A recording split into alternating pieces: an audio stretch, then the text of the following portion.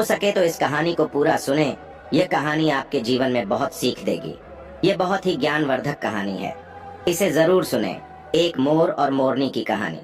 इससे पहले कि आप हमारी कहानी में खो जाए, चैनल को सब्सक्राइब करना ना भूले। चलिए कहानी शुरू करते हैं। एक जंगल में एक मोर और मोरनी रहते थे। मोर और मोरनी बहुत हंसी खुशी जंगल में रहते थे।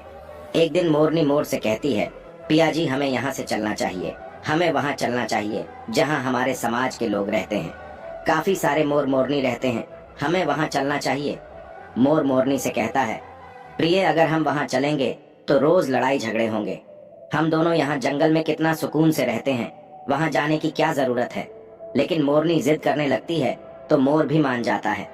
मोरनी की जिद करने पर वो दोनों उड़कर एक नगर में आ जाते। उस नगर का राजा पशु पक्षियों की भाषा को अच्छी तरह से समझता था। उस राजा ने कराव शास्त्र की पढ़ाई की थी।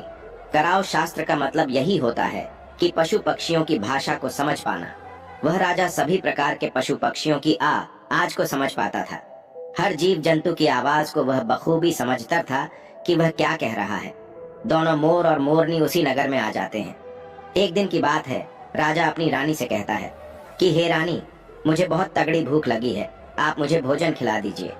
राजा की रानी 36 प्रकार के भोजन बना करके एक हाथ में पानी का लोटा और दूसरे हाथ में खाने की थाली लेकर राजा के पास पहुंचती है। रानी जैसे ही भोजन का थाली राजा के सामने रखती है तो एक चावल का टुकड़ा नीचे गिर जाता है। वहीं पर कुछ चींटियां घूम रही थीं। तभी एक चींटी चावल के टुकड़े लेकर वहां से जाने लगती है। राजा बैठा सब घटना को देख रहा था। उस चींटी के पास में तुरंत ही एक बड़ा चींटा आता है और वह चींटा उस चींटी से कहता है, हे प्रिय, यह चावल का टुकड़ा मुझे दे दीजिए और तुम वापस जाओ और उस राजा की थाली से दूसरा चावल का टुकड़ा लेकर आओ। उनकी बातों को राजा पूरी तरह से सुन रहा था, क्योंकि राजा हर जानवर, पशु और पंछी की भाषा को समझ सकता था। तो राजा वहीं बैठा रहा था जब चींटा चींटी से यह बात कह रहा है कि नहीं, मैं नहीं जाऊंगी। अगर यह बात राजा को पता चल जाएगी तो राजा मुझे मार देगा। फिर चींटा चींटी से कहता है कि तुम जाओ, राजा को नहीं पता चलेगा। चींटी फिर जाने की कोशिश तो करती है, लेकिन फिर आधे रास्ते से वापस चली आती है और चींटा से कहती है, नहीं मैं नहीं जाऊंगी, हो सकता है राजा को पता चल जाए और राजा मुझे मार देगा। राजा उन दोनों को देख रहा था। चींटा को इस बात का भान हो जाता है कि राजा हमारी बात को समझ रहा है। चींटा फिर चींटी से कहता है, देखो लगता है राजा हमारी बात को समझ रहा है। राजा ने हमारी बातों को सुन लिया है, इसीलिए वो हमें ही देख रहा है। चींटा चींटी से कहता है, अगर राजा ने हमारी बातों को सुन लिया है और राजा किसी और को बताया तो उसी समय पत्थर का बन जाएगा। राजा चींटा और चींटी की बात को बखूबी सुन लेता है और समझ लेता है। राजा इस बात को सुनकर हंसने लगता है। जैसे ही राजा को हंसी आने लगती है, राजा की रानी रसोई से बाहर आती है। वह जैसे ही रसोई से बाहर निकलती है, राजा उसे हंसते हुए दिखाई देता है। रानी राजा को हंसते हुए देखकर सोचने लगती है कि शायद मुझसे कोई गलती हुई है, इसीलिए राजा साहब हंस रहे हैं। रानी राजा के पास आती है और कहती है, हे महाराज, क्या मुझसे कोई पाप हुआ है? क्या मुझसे कोई गलती हुई है कि आप इतनी जोर से हंस रहे हैं? राजा रानी से कहता है, नहीं, ऐसी कोई बात नहीं है, मुझे बस यूं ही हंसी आ गई। रानी जिद करने लगती है और कहती है, आपको मुझे बताना पड़ेगा कि आप क्यों हंस रहे थे।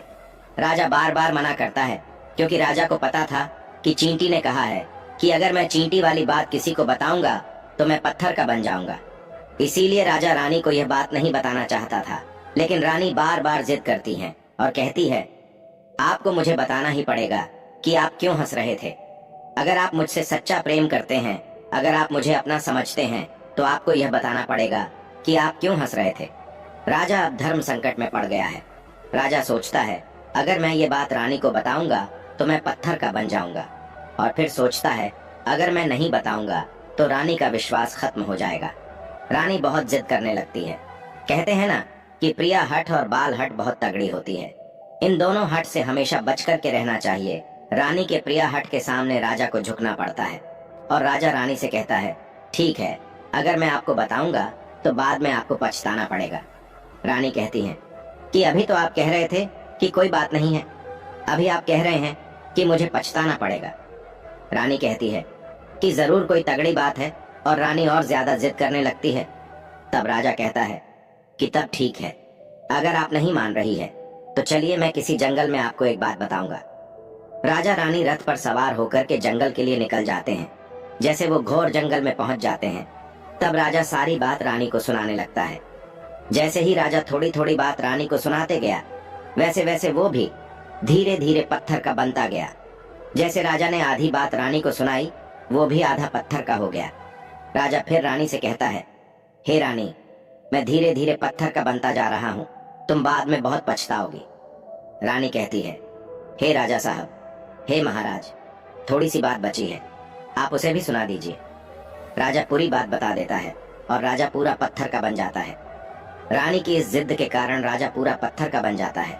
रानी रोने लगती है और रानी उस पत्थर को हिलाने की कोशिश करती है, लेकिन भारी भरकम पत्थर कैसे हिल पाती, क्योंकि राजा बहुत ही भारी था। राजा पत्थर का बन जाता है और उधर रानी सर पटक कर रोती है, छाती पीटती है, विलाप करती है और किसी जीव जंतु से सहायता के लिए गुहार करती है। इन सब कहानी को मोर और मोरनी बखूबी देख रहे थे, अपनी आंखों से देख रहे थे। रानी के विलाप को देखकर मोर मोरनी को दया आ जाती है। मोर मोरनी से कहता है, ये होता है प्रिय हट। अपनी इसी प्रिय हट की वजह से हम उस जंगल में कितना खुशी खुशी रहे थे और यहाँ चले आए। मोरनी मोर से कहती हैं कि प्रिय, ये रानी बहुत दुखी हो रही है, हमें इसकी सहायता जरूर करनी चाहिए। यह इतना विलाप कर रही है, इसकी ज्यादा तो सहायता हम नहीं कर सकते, लेकिन कम से कम इसको धीरज तो दे ही सकते हैं, यानी उसको विश्वास तो हम दिला ही सकते हैं। यही सोचकर मोर और मोरनी उस रानी के पास जाते हैं और जाकर के रानी से कहते हैं कि रानी साहिबा, जो हुआ वो तो गलत हुआ, लेकिन आप जरा धीरज रखिए, अपने आप को थोड़ा संभालिए, आपके पीछे पूरा राज्य है। राजा तो पत्थर का हो चुका है, अब आपको आपके राज्य का कारोबार आपको ही संभालना है। रानी मोर मोरनी की बात सुनने के बाद कहती है, भाई मोर मोरनी, मैं अपने आप को कैसे संभालूं, क्योंकि अब तो मेरा संसार ही उजड़ गया, क्योंकि मेरा पति परमेश्वर पत्थर का बन चुका है, और मैं क्या करूं। रानी की यह बात सुनते ही उधर मोरनी के मुख से यह निकल जाता है, राजा पत्थर के कैसे हो गए? राजा तो इंसान थे, अच्छे भले थे, लेकिन ये पत्थर के कैसे हो गए? रानी वही बात बताने लगती है जो राजा ने चींटी वाली बात रानी को बताई थी। रानी वही बात मोर और मोरनी को बताने लगती है और रानी भी धीरे धीरे करके पत्थर की बन जाती है। और जब रानी पत्थर की हो जाती है और राजा तो पत्थर का हो ही चुका था, जब दोनों पत्थर के हो जाते हैं, उधर मोर मोरनी को चिंता सताने लगती है। उधर मोर और मोरनी बहुत दुखी हो जाते हैं। मोर मोरनी को यह चिंता सताने लगती है कि यह विपत्ति हमारे ऊपर भी आ सकती है, क्योंकि राजा भी उसी चींटी वाली बात से पत्थर का हो चुका है और रानी भी उसी चींटी वाली बात से पत्थर की हो चुकी है। मोर मोरनी से कहता है, हम पर भी खतरा मंडरा रहा है, क्योंकि तुम स्त्रियों से कोई भी बात छिपती नहीं है। मोरनी मोर से कहती है, पिया जी, यहाँ से हम दूर चले क्या? मोर मोरनी से कहता है, हे बेवकूफ, दूर जाने से क्या फायदा है? ये संकट तो धरती के किसी भी कोने में हमारा पीछा नहीं छोड़ेगा। ये खतरा तो हमेशा हमारे ऊपर मंडराते रहेगा। अगर जाने अनजाने में यह हमारी मुख से निकल गई तो हम भी पत्थर का बन जाएंगे। इसी बात को लेकर माँ र और मोरनी बहुत दुखी हो जाते हैं, बहुत चिंतित हो जाते हैं।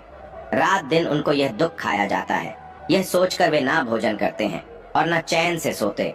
बस रात दिन उनको यही दुख सताती है, यही टेंशन रहती है कि ये बात उनके मुख से निकल ना जाए।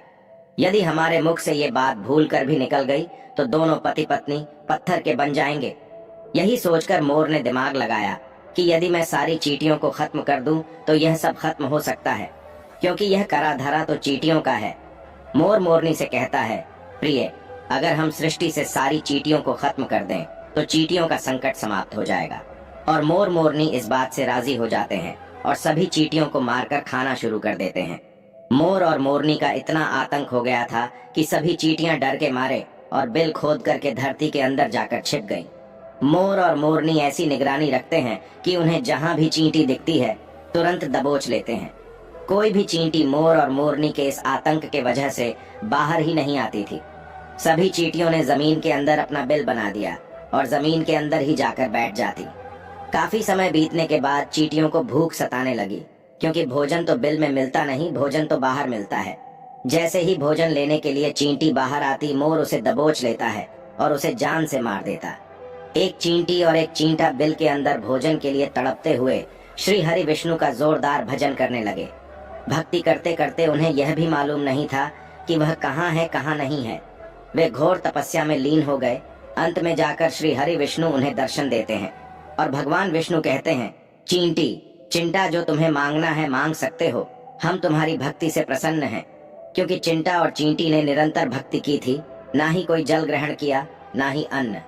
इसलिए भगवान विष्णु बहुत जल्दी प्रसन्न हो गए और आकर कहने लगे, जो तुम्हें मांगना है मांग सकते हो, हम तुम्हारी भक्ति से बहुत प्रसन्न हैं।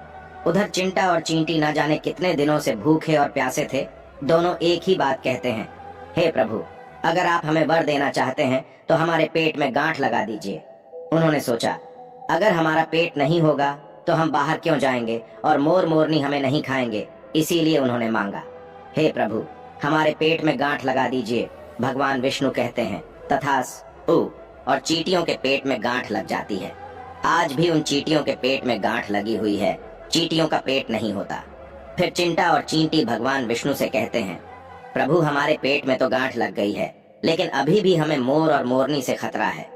मोर और मोरनी हमारे इंतजार में अभी भी ऊपर जमीन पर बैठे हैं, और जैसे ही वे लोग हमें देखेंगे वो हमें मार देंगे। भगवान विष्णु मोर से कहते हैं, हे मोर, तुम चींटियों का शिकार करना बंद कर दो। इसमें चींटियों का कोई दोष नहीं है। जो दोषी था वो राजा था, क्योंकि राजा ने कराव शास्त्र की पढ़ाई की थी, इसीलिए वह सभी जीव जंतु की भाषा को समझने में सक्षम था। उसके साथ साथ वो जिन भाषा को समझता था उनका रूप बदलने में भी सक्षम था। पशु पक्षियों का वह रूप धारण किया करता था, और जब वह राजा रूप धारण करता था उन पक्षियों के साथ संभोग भी किया करता था। और जब वह पशु पक्षी गर्भ धारण करते थे तो वह उन्हें छोड़ करके इंसान बन जाता था, और फिर ऐसी पशु पक्षियों पर वह जोर से हंसता था। इसकी ऐसी मूर्खता के कारण ही आज यह राजा पत्थर का बना पड़ा है। मोर कहता है, हे प्रभु, उनकी पत्नी का, उनकी रानी का क्या दोष है? श्री हरि विष्णु कहते हैं कि उनकी पत्नी भी उनके इस पाप में भागीदारी है, क्योंकि उनकी पत्नी अगर उनको रोकती तो वह इतना बड़ा पाप नहीं करता। इसीलिए उनकी रानी भी इस पाप की भागीदारी है, इसलिए आज वो भी पत्थर की बन चुकी है। श्री हरि के समझाने के बाद मोर उनसे कहता है, हे प्रभु, पर इस बात को हम किसी और से कहेंगे जो कि रानी ने हमें सुनाई है, तो क्या हम पत्थर के बन जाएंगे? श्री हरि विष्णु कहते हैं कि तुम्हारा यह श्राप अब समाप्त हो चुका है, तुम्हें किसी से कहने पर कोई फर्क नहीं पड़ेगा। आप किसी से भी कह सकते हैं, तुम्हारे ऊपर से खतरा टल चुका है। मोर और मोरनी बड़े प्रसन्न हो जाते हैं, उनकी खुशी का कोई ठिकाना नहीं था। श्री हरि विष्णु अंतर्ध्यान हो जाते हैं और चले जाते हैं, और इधर मोर मोरनी का खुशी का कोई ठिकाना नहीं था। अगर किसी जानवर को, किसी पशु को खुशी होती है तो वह झूमने लगता है, नाचने लगता है। यही बात मोर के साथ हुआ। मोर को जब यह पता चला कि उनके ऊपर से खतरा टल चुका है तो वो खुशी में नाचने लगा, जोरदार नाचने लगा। उसकी खुशी का कोई ठिकाना नहीं था, वह खुशी के मारे पागल हो रहा था। फिर जैसे ही मोर खुशी के मारे अपने पैरों के नीचे देखता है कि फटे बदसूरत पैर मोर के बने हुए थे, मोर अपने पैरों को दे कर रोने लगता है। मोर सोचने लगता है कि पहले मेरे पैर इतने सुंदर थे, लेकिन आज इतने फटे और गंदे कैसे हैं? मेरा पूरा बदन सुंदर है, लेकिन मेरे पैर इतने फटे और बदसूरत कैसे हैं? मोर के पैरों के फटने का कारण चींटी खाना था, क्योंकि उसने बहुत सारी चींटियां मार मार कर खा गई थी और मोरनी भी उन्हें खा गई थी, इसीलिए उनके पैर फट गए थे। आज भी कोई इंसान अगर चींटी खाता है तो उसके शरीर में छोटे छोटे दाने पड़ जाते हैं। यदि आप ज्यादा मात्रा में चींटी खाओगे तो आपका बदन भी फटने लगेगा। सांप कैंचुली क्यों छोड़ता है? क्योंकि सांप चींटी खाता है और इसीलिए उसके शरीर में फट जाता है, अलग हो जाते हैं। इसी तरह मोर के पैर फट गए थे और वे बदसूरत हो गए थे, इसलिए मोर अपने पैरों को देखकर जोर जोर से रोने लगा। मोरनी मोर को धीरज रखवाती है और कहती है, जो हुआ वो तो हो गया, रोने से क्या होगा। मोर नाचता और जोर जोर से रोता है, इसलिए उसकी आंखों से आंसू की धारा बह रहे थे। मोरनी मोर को धीरज रखवाती है और उसके आंसुओं को नीचे गिरने से रोकती, लेकिन रोक नहीं पाती। मोरनी के हाथ तो है नहीं, लेकिन अपनी चोंच से एक एक आंसू को उठाती और अपने मुख में रखने की कोशिश करती, लेकिन कितना अपने मुख में रखती, सीधे मोरनी के पेट में चले जाते। इस तरीके से हर बार मोरनी मोर के आंसुओं को रोकती और मोर नाचता और खूब जोर जोर से रोता।